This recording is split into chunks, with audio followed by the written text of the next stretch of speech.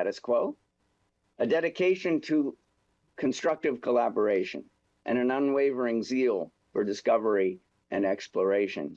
These are the things Nobel Prizes are made of, and these are the very attributes that define Berkeley as this university's being one of society's most valuable assets. Call it a coincidence, but it was only last Friday when I joined Governor Newsom and leaders from California, the California legislature, to announce here at Berkeley that Berkeley will be the launch pad for Quantum California, the state's new effort to, one, support the best research facilities, two, to foster a quantum industry here in the state of California, and three, build the quantum workforce for the future. For a campus community dedicated to advancing the greater good, the promise of this science could not be more exciting. We can envision its benefits in fields like cybersecurity, drug discovery, new materials, scientific simulations, and other massive computing applications. Berkeley's ability to play an essential role in this initiative and similar ones across the scientific spectrum would not be possible without extraordinary scholars like John Clarke. Their work and discoveries in fundamental scientific research so often set the stage for the development of new technologies, products, and services that support the prosperity, health, and well-being of people around the world. Indeed, so often we cannot proceed to those things as a society until we understand the underlying mechanisms. John, on behalf of our university, I want to thank you for your contributions and accomplishments, and for helping to make Berkeley a quintessentially American institution, a place where we embrace and advance exploration, innovation, individuality, economic mobility, entrepreneurship, and freedom of thought and expression. There is one bit of bad news, however. As you may know, the members of our football team recently lit up the online world with a new decal on their helmets, the number 59, the number of Berkeley affiliates who had won the Nobel Prize as of last Saturday. Sorry, gentlemen, but your helmets are out of date. 60 is the new 59. Fiat Lux. Go Bears. I'll turn it over to Steve Kahn. Thank you. Thank you very much for your comments. Yeah, thanks, Rich, and congratulations, John. I've known John since I came to Berkeley as a graduate student in the late 70s, and then joined as a faculty member, as a colleague in the department in the 80s. I was present on campus when John and Michelle and John Martinez did these amazing experiments in the 80s. John Clarke is a treasure to our physics department at Berkeley. He's been a member of our faculty for the vast majority of his professional career. He is personally responsible for pioneering a large number of major developments in physics, several of which I think in the views of many of us are Nobel Prize worthy.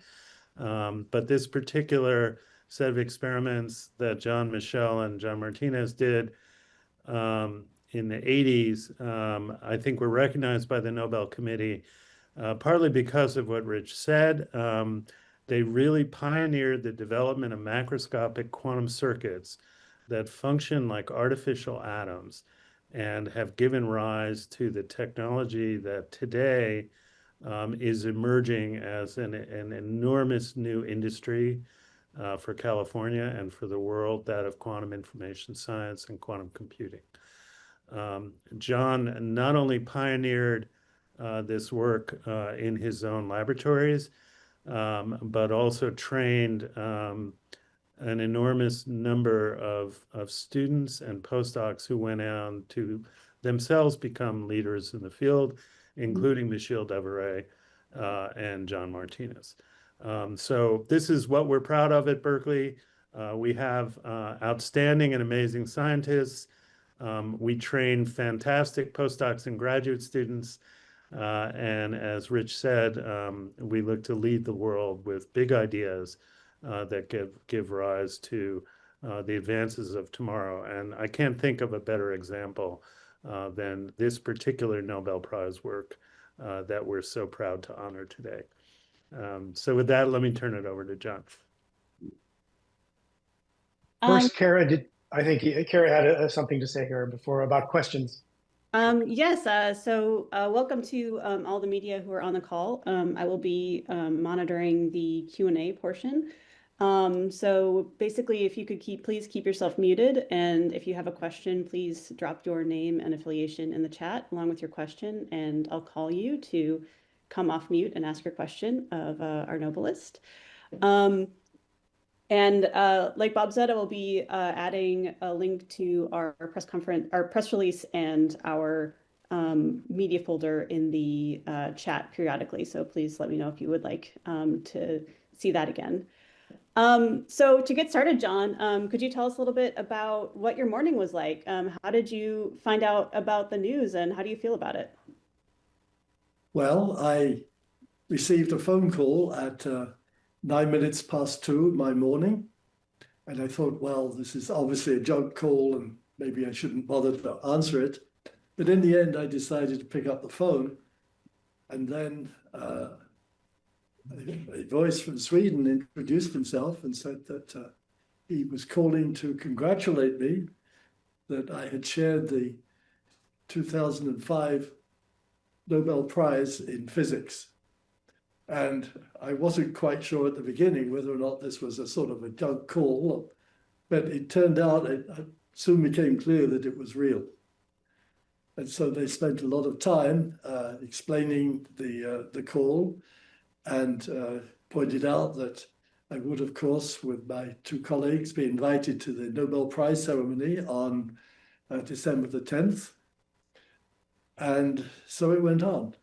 And I was sitting there just feeling completely stunned. It had never occurred to me in my entire life that anything like this would ever happen. But then they interviewed me for a while and asked me just a bunch of questions, I think, for their information as much as anything else. And so it went on. And at the end of all this, well, I thanked them profusely and said that I was deeply honored, of course, to receive the Nobel Prize, which I had never expected. And so after maybe 30 or 40 minutes, the conversation came to an end. And then very shortly afterwards, I started to get email. And then I had people banging on my door wanting to interview me. I think the first time was at 3 in the morning. There was someone banging on my door. And I said, no, thank you, not at this time of night. But subsequently, later in the morning, then I answered these calls and had a discussion. But at the same time, email was pouring in. And I had never realized that people in the Bay Area were reading their email at 3 in the morning and 4 in the morning and 5 in the morning. And this email just poured in. And I haven't really had a chance even to look at it all, but I must have received close to 1,000 emails today. And I'm not quite sure. Well, it's going to be hard to reply to all of those. The person I was most happy to receive an email from was Brian Josephson. And Brian Josephson won the Nobel Prize many years ago now for the invention of Josephson tunneling. And Brian was in the same lab as I was, overseen by Brian Pippard, later Sir Brian Pippard. And I got to know him very well. And he had invented Josephson tunneling, which has led to innumerable number of applications in various forms. And my thesis advisor said, well, John, this is what you should be working on. And the same thesis advisor, Brian Pippard, gave me that advice. But unfortunately, it wasn't possible to make thin film Josephson junctions. And the first Josephson junctions had actually being created with thin films, and we didn't have a thin film technology. And so all this went on, and this enabled me to invent different kinds of devices that were not made out of thin films. And I think the most important of these was the SQUID, the superconducting quantum interference device, which was invented by a group in Chicago. And so I potted away and I made these devices that were not made out of thin films. And eventually one of them actually worked. And it was called the SLUG, the superconducting low inductance undulatory galvanometer.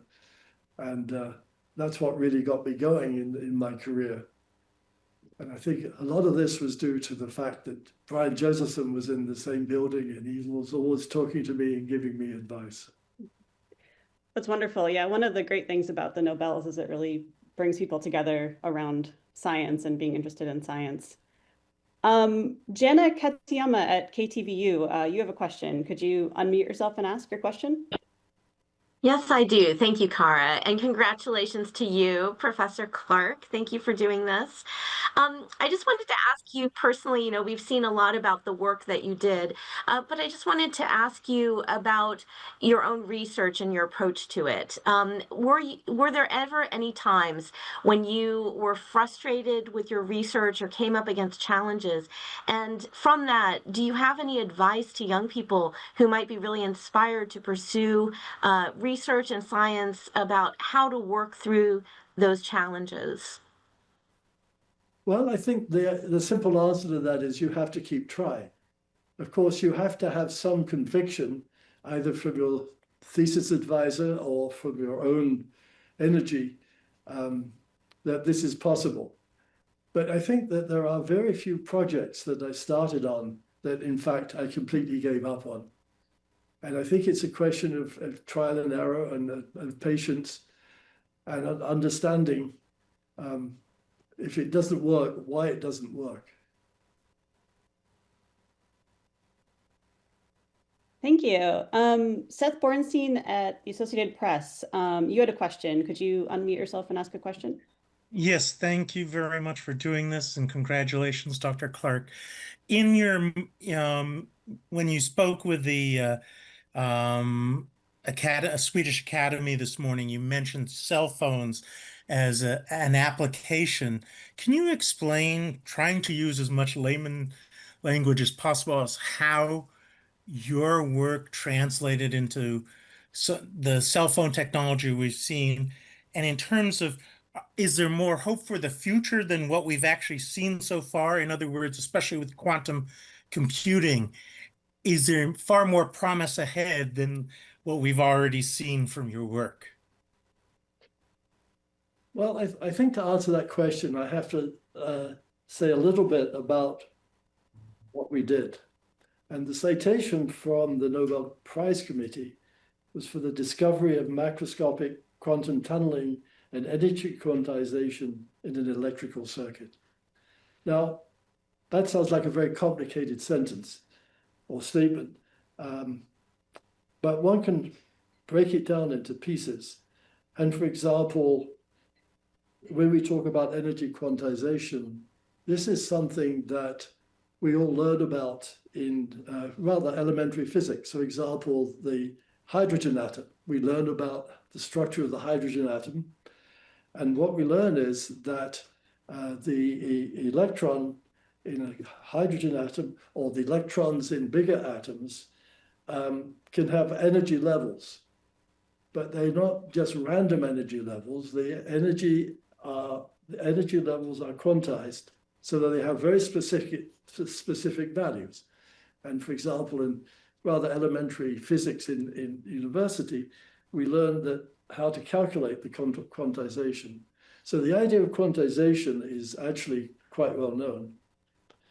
Now, the other part of the citation talks about macroscopic quantum tunneling. And again, this is something that we all learn about. And for example, a good example of that is Josephson tunneling. Again, talking about my colleague in the Cambridge physics department. And the idea there is that a pair of electrons can tunnel through a barrier. And the probability of doing that is something that in principle is calculable. But all of these tunneling procedures are for single electrons or pairs of electrons. And what Michel Deveray and John Martinez and I figured out is that if you design the circuit properly, then you could actually have tunneling of very large objects. And that's where the macroscopic tunneling comes from. And that's the thing, combined with the energy quantization, that in the end won us the Nobel Prize, that we had understood that procedure and we had in particular understand how to calculate it. And this is 40 years ago. And all this came about in due course, not in a year or two, but over the years, that this sort of process is in fact part of our phone system.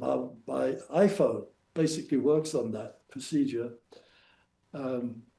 Also, there's an enormous effort now to generate various quantum devices that are leading to all kinds of very important informations, not the least of which is the quantum computer. And there's an enormous effort now to sort of develop all those procedures. Yeah, it's really exciting what these are leading to. I know that the experiments that led to this Nobel Prize were conducted at Berkeley. Could you talk a little bit about what role UC Berkeley played in the discovery? Well, first of all, it employed me. So that was the first requirement. It provided me with a lot of lab space. And so under typical circumstances for the first many years of my career, I had enough laboratory space to employ something like a 10 or even a dozen graduate students and postdocs. And so they provided the space for them.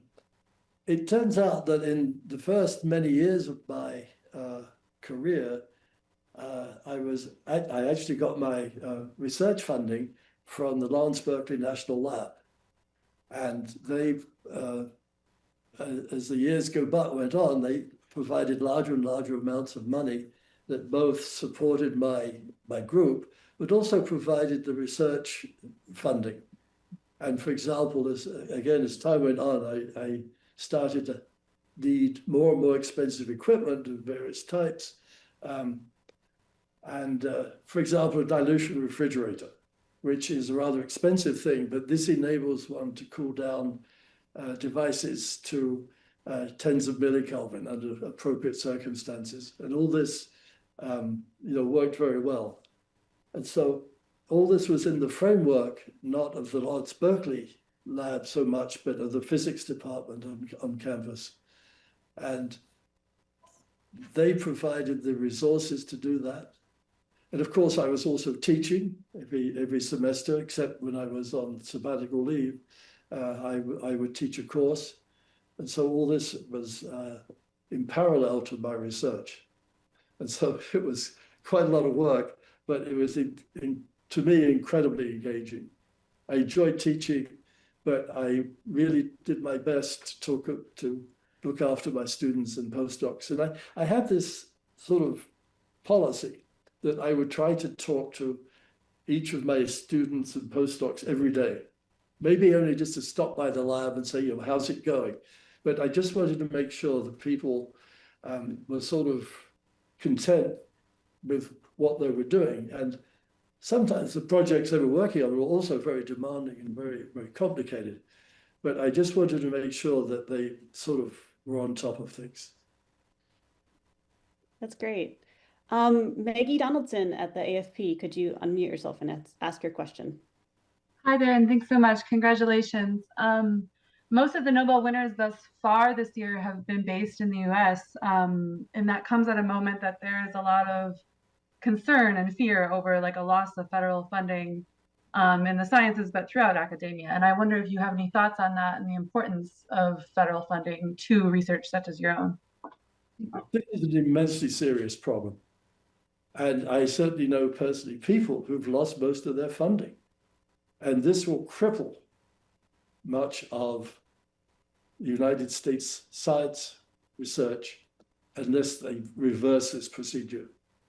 And for example, it's not just physics. For example, the NIH, National Institutes of Health, have taken enormous hits in their funding for reasons that are entirely beyond any understanding that any of us have. But this is going to cripple science, and it is going to be disastrous. And if this continues, assuming that the present administration finally comes to an end, it may take a decade to get back to where we were, say, half a year ago.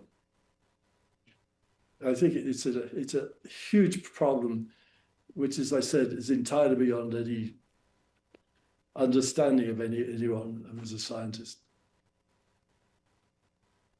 Yeah, thank you. Katrina Miller at the New York Times, could you unmute yourself and ask your question? Hi there. Congratulations on your prize today. Sort of a follow-up question to that. What really strikes me about this discovery is that it is awarded for very fundamental work that has led to so many different everyday applications, but that were at the time, maybe those applications you and your team didn't foresee. And so I'm curious what your thoughts are on the importance of pursuing basic research questions like this, even if there is no clear direct societal benefit.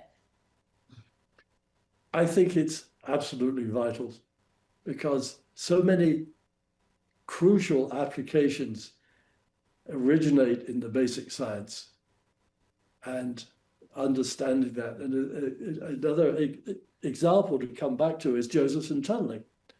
I mean, when Josephson invented the Josephson effect, there were actually eminent theoretical scientists who said, this is all nonsense. There's no way that this is possible. And I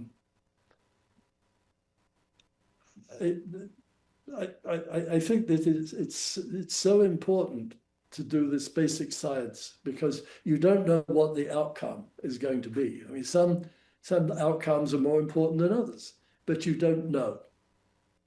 And I, for example, Michelle and John and I had no way of understanding the importance of this effect that actually led to our Nobel Prize. If you'd asked us 40 years ago, we would have said, well, yeah, it's an interesting thing. We're glad to have done this and we understand it, and move on. And you just don't know how it's going to evolve because other people will pick up on the idea and develop it. And I think it's very crucial to understand that the people who invent something, like Josephson tunneling, are not the people who actually use that effect to do something that is vitally important. And that's why you have to keep on trying to do this very basic science because you just don't know what's going to come out of it. I mean, another example might be magnetic resonance imaging, just to go to an entirely different field.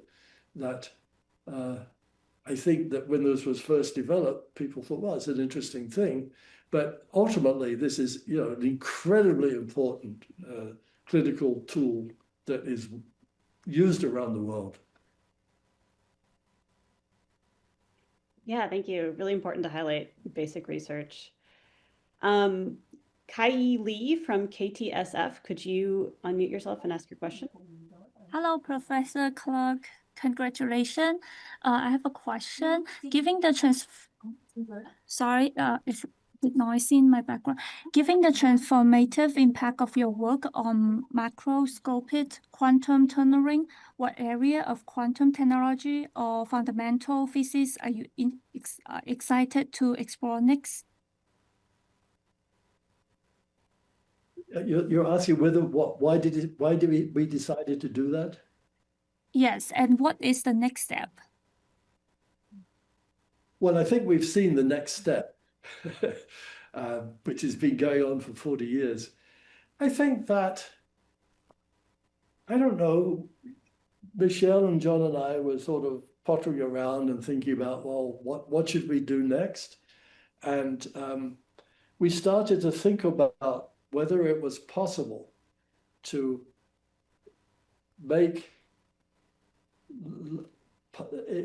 experiments that depended on just the tunneling of, say, a single particle or two particles of electrons. Is it something we could do to engage that in a way that would make it applicable to large-scale systems? And it was just something we talked about for a long time. I mean, we go out and have lunch and we would just say, well, you know, is this worth doing? If so, how would we do it? And do we know how to design the circuit? Which is not trivial, by the way. And this eventually led to this invention. First of all, we had to understand how it was going to work, and then we had to fabricate it. And I had a lot of quite sophisticated equipment in my lab, fortunately, because I had been well funded through the Lawrence Berkeley lab. And so we had to have a means to lower the temperature, as I said previously, to some very low temperatures. But we also had to have the means to develop these thin film circuits, which were not trivial. But we had enough experience from our previous research to know how to do that.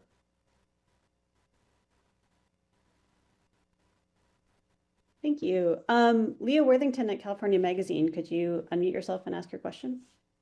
Yes, thank you so much, and congratulations. I work for California Magazine at Berkeley, and so I just want to pick up on a thread that Kara started. I'm curious if you think, you talked a little bit about resources and financial support. I'm curious if you think there's something unique about the culture or environment at institutions like particularly Berkeley that facilitate research like yours and like your fellow winners. Yes, well, we have a lot of resources from people who help us to do things, not necessarily scientists and certainly not faculty.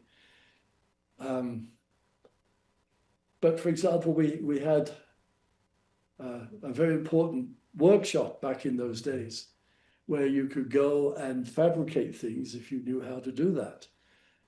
And in fact, just today, I was walking along one of the corridors to see some other people, and two of these gentlemen came by and congratulated me. And they said, we're so happy that you were able to win the Nobel Prize today.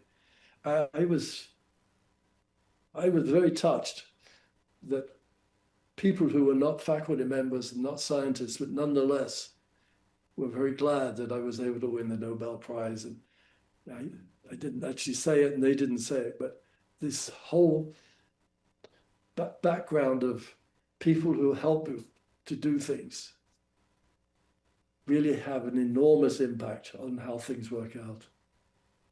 And they taught me how certainly in my earlier days as a beginning professor, they taught me how to make things in the workshop.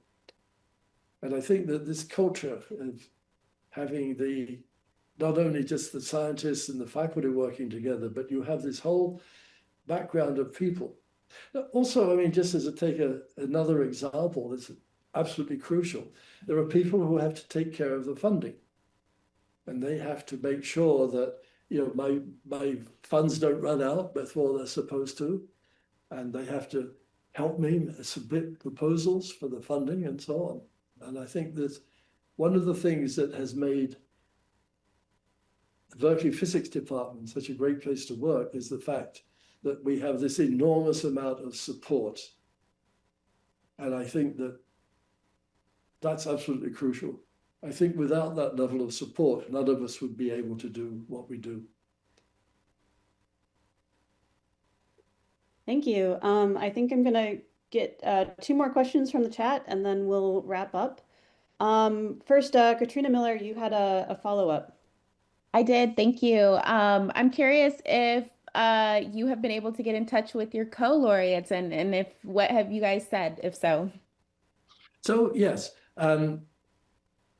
because I think I said this, that they were not able to join the call. And I think it's because they were fast asleep at 2 o'clock in the morning. And I talked to one of them, he says, well, he always muted his cell phone at night. But that was Michel Devery. And so after I finished the call, I immediately emailed them and said that, you know, I have great news for you. And the two of you and I have shared the Nobel Prize in physics today. And so Michel got back to me. He called me, I think it was probably around 6 o'clock or so, and said, you know, he was thrilled out of his mind, of course, and he was sorry he was not able to join the call with the Swedish Academy. And subsequently, I received an email from John Martinez, who was already tied up, I think, with other responses to the announcement of this prize. And he said, let's talk again later this afternoon. And so I will certainly talk to John. And just to make a very important statement, this Nobel Prize would not possibly have happened without all the work and all the insights that Michel and John had. And I in principle was the leader of the group, but the fact is that their contributions were absolutely vital and important. And as they just said, we would never have got this prize if they hadn't done all their hard work. Thank you. All right, final question. Julia Sulek, San Jose Mercury News. Yes, hello, and congratulations.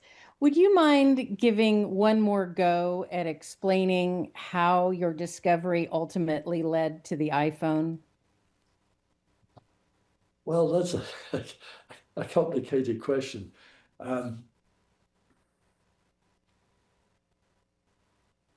It's because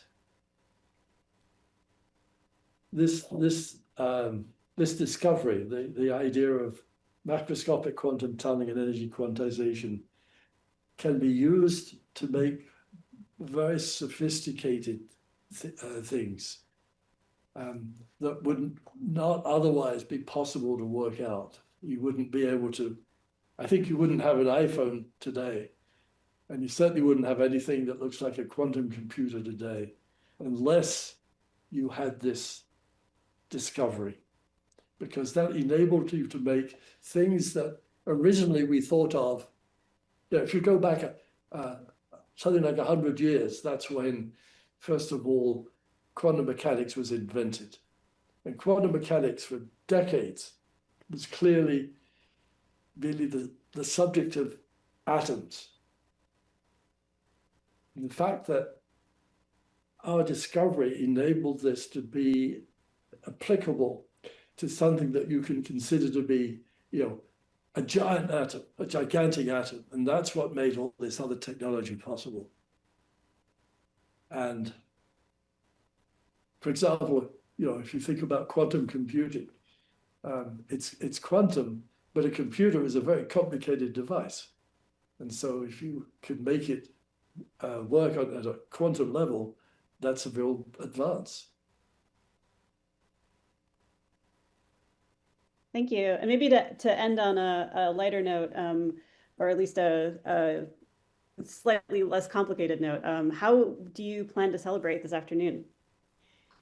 Well, we're going to have a department party at 3 o'clock.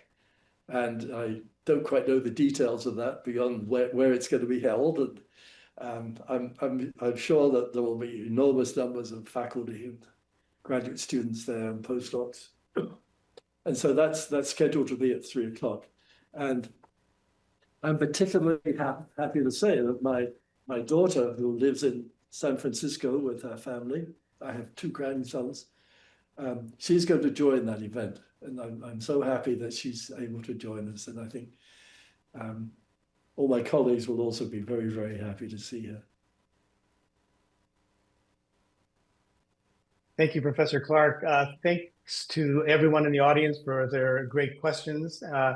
And thanks to Chancellor Lyons and Dean Kahn. And again, I want to remind you that if you need images or video, please check the folders that in Google Drive that were pasted in the chat.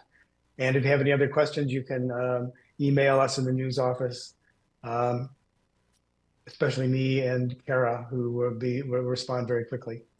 And with that, I'd like to bring this to a close. And again, congratulations, Professor Clarke, on winning the Nobel Prize today. Thank you so much, and thank you for arranging this event. Goodbye, everybody. Bye. Oh. 15 minutes became 40 minutes. Hard to do it that quickly, isn't it? That was great. Hey, John, Yeah. you can turn off your favorite light now. Well, you put it high enough because I was looking at the screen. That wasn't a problem. Sorry. Get you something else. Yeah, I think You can take Recording stopped.